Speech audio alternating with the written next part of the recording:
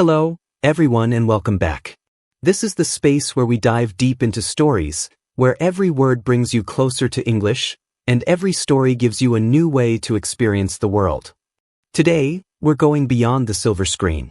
We're not just talking about the actor you know, we're uncovering the life of a man whose journey isn't just about applause or awards.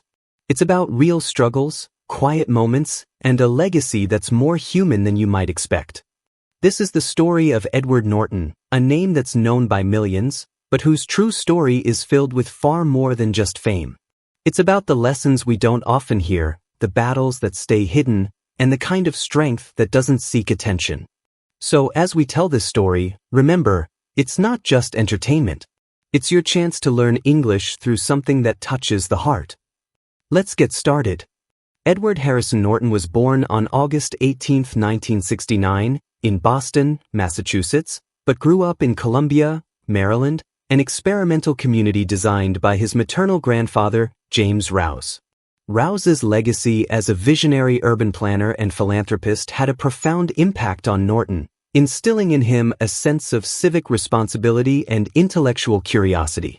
Norton was raised in a socially conscious household, where ideas, books, and empathy were encouraged over celebrity or wealth. From a young age, Norton was fascinated by storytelling.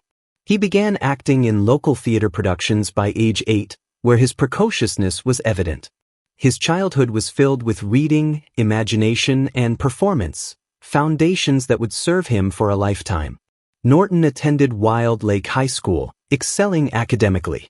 He then enrolled at Yale University in 1987, majoring in history.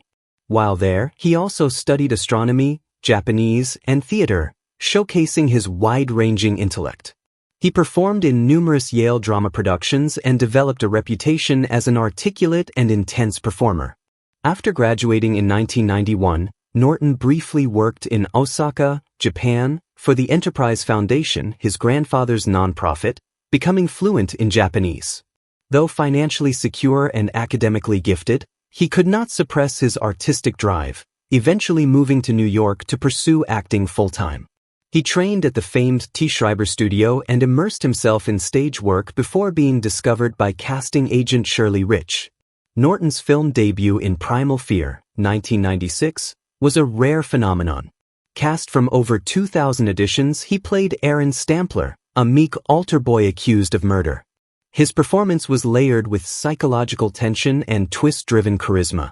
Audiences and critics were stunned by the twist in his character, and Norton was nominated for an Academy Award for Best Supporting Actor. It wasn't just a strong debut, it was seismic. Few actors in modern cinema have ever entered the public eye with such force. Over the next 3 years, Norton would star in 5 major films, each dramatically different. Everyone Says I Love You, 1996, Norton revealed surprising musical talent in this Woody Allen musical comedy. The People vs. Larry Flynt, 1996, playing a conservative lawyer defending a pornographer, tested Norton's moral and legal acting range. Rounders, 1998, as a reckless gambling ex-con, he brought edge and energy to the poker cult classic. American History X, 1998, a staggering performance as a violent neo-Nazi turned reformed intellectual earned Norton a second Oscar nomination for Best Actor. He bulked up significantly for the role and immersed himself in white supremacist literature to understand the character's descent and redemption. Fight Club, 1999, playing an insomniac corporate drone, Norton tackled themes of identity, consumerism, and masculinity. Though controversial at release, the film is now widely regarded as one of the most influential films of the 1990s. Norton's internalized, neurotic performance remains iconic. The 2000s marked a shift in Norton's career. While other stars chased franchises, Norton pursued autonomy. Keeping the Faith, 2000, Norton made his directorial debut with a comedy drama about a rabbi and a priest falling for the same woman. The film was modest but showed his potential behind the camera. The Score, 2001, sharing the screen with Robert De Niro and Marlon Brando, Norton played a cunning thief, matching acting giants with restraint and menace. 25th Hour, 2002, directed by Spike Lee, Norton portrayed a man reflecting on his life during his final day before imprisonment. The role was tragic, introspective, and is often cited among his best. The Illusionist, 2006, a return to romantic, mysterious storytelling. Norton played a turn-of-the-century magician whose illusions transcend reality. The Painted Veil, 2006. In this period drama, Norton starred opposite Naomi Watts in a haunting love story set during a cholera epidemic in China.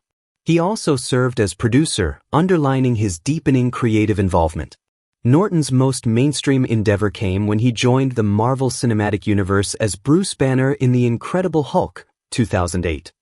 Despite crafting a nuanced performance and rewriting large parts of the script to give the film psychological depth, Norton clashed with Marvel Studios over final edits. He was eventually replaced by Mark Ruffalo in The Avengers, 2012. This incident became a turning point, branding Norton as difficult, but in reality, it highlighted his artistic ideals and refusal to submit to studio formulas. It was both a setback and a symbol of his integrity. Rather than chasing blockbuster roles, Norton returned to indie filmmaking and ensemble casts. Moonrise Kingdom, 2012. As a scoutmaster in Wes Anderson's whimsical world, Norton displayed unexpected warmth and comedic timing. The Grand Budapest Hotel, 2014. Another Anderson film, where he played a rigid inspector with perfect comedic precision. Birdman, 2014. In one of his most self-aware roles, Norton played a narcissistic theater actor struggling with ego, control, and authenticity, issues he has often been accused of in real life. The role earned him his third Academy Award nomination. After nearly 2 decades of development, Norton adapted, directed, produced, and starred in Motherless Brooklyn. Based on Jonathan Letham's novel, the film follows a private investigator with Tourette's syndrome in a noir version of 1950s New York. While not a box office hit, the film's craftsmanship, thematic ambition, and Norton's performance were widely respected. It was a deeply personal film, blending politics, urban history, and personal identity, 3 of Norton's core interests. Outside Hollywood, Norton is deeply engaged in environmental and humanitarian efforts. He supports renewable energy, indigenous land rights, and biodiversity. His role as a UN Goodwill Ambassador reflects his serious commitment.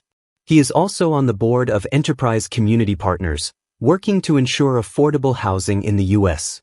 Norton is a polymath, fluent in Japanese, passionate about architecture, and knowledgeable in politics and global issues.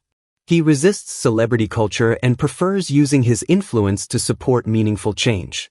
Norton is known for rewriting scripts, questioning directors, and asking hard questions. He is also known for giving everything to his roles, whether it means gaining weight, changing his voice, or learning entirely new skills. While some have seen him as controlling, others recognize him as an actor who cares deeply about the integrity of storytelling. His refusal to play by Hollywood's rules has limited his mainstream exposure, but preserved his credibility and respect. Academy Award nominations, 3. Primal Fear, 1996, Best Supporting Actor. American History X, 1998, Best Actor. Birdman, 2014, Best Supporting Actor. Golden Globe winner. Primal Fear, Best Supporting Actor. Multiple Critics Awards and Screen Actors Guild nominations for various roles. Edward Norton is not merely a talented actor, he is a thinker, a challenger, and a craftsman. In an industry increasingly driven by franchises and algorithms, Norton represents something rare, a refusal to compromise in the name of mass appeal. His legacy lies not just in the characters he brought to life, but in the way he fought for stories worth telling. From the haunted eyes of Derek Vineyard in American History X, to the broken soul in Fight Club, to the sly genius in Birdman, Norton has repeatedly shown that the soul of great acting is truth, even when it's difficult. He might not be Hollywood's most visible figure, but among actors, directors, and cinephiles, he is revered. Edward Norton is a modern legend, not because he chased fame, but because he chased meaning. If you enjoy the video, please like, subscribe, and share.